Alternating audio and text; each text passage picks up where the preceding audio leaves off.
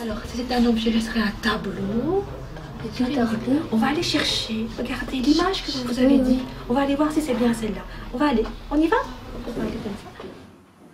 Merci de m'avoir donné l'occasion de présenter ici, donc, dans le cadre de l'exposition, les travaux réalisés par nos participants, donc un des groupes de l'ASBL, pendant une dizaine de séances, à participer à des activités en partenariat avec la bibliothèque Mille et une pages et l'Arbre à Sonnette pour réaliser des textes et des dessins sur l'autobiographie, sur elle-même en fait, de parler d'elle-même. Et ce projet, on l'a appelé l'autobiographie rêvée. Donc, FESA ASBL travaille avec des femmes migrantes depuis maintenant une dizaine d'années, dans le but de promouvoir leur autonomie et leur épanouissement. Et on s'est rendu compte que nos participantes parlent très peu d'elles. C'est plus parler de leur famille, plus parler de leur démarche administrative, mais prennent pas le temps de penser à elles et de faire des choses pour elles. Alors on s'est dit, pourquoi pas réaliser un projet en partant de leurs textes et des dessins et des gravures qu'elles-mêmes réaliseraient en parlant d'elles, de ce qu'elles ont envie d'être, de ce qu'elles ont envie de faire, de ce qu'elles aiment, de ce qu'elles n'aiment pas. Et ces ateliers ont donné donc naissance à cette exposition. Apprendre le français, mais autrement.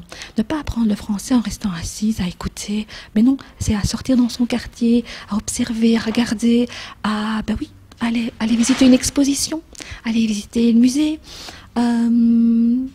à être active en fait. Notre travail est aussi de soutenir des futurs professionnels qui ont envie d'œuvrer dans le travail social.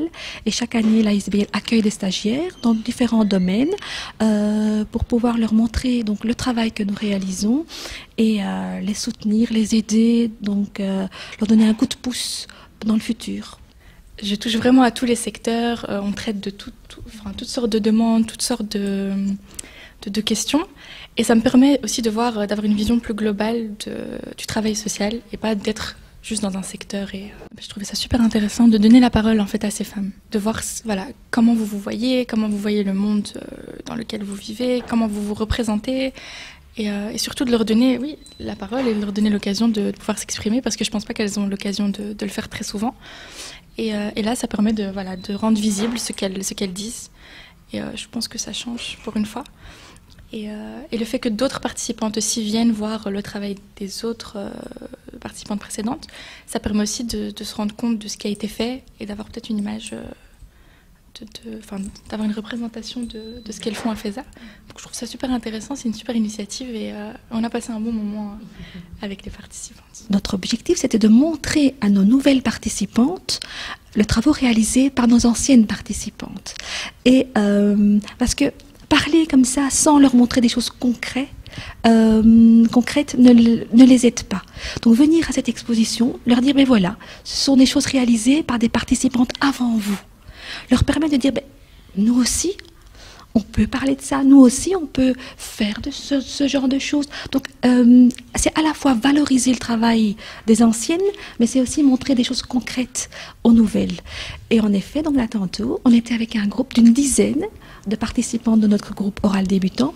Qu'est-ce qu'on a fait? On a lu les textes, et on a regardé les images, et à travers les textes, elles se sont donc posé des questions, elles ont dit « Ah, mais moi aussi j'aime ça » ou « Ah oui, elle me ressemble » ou « Ah oui, mais je la connais » parce que certaines connaissent les anciennes participantes.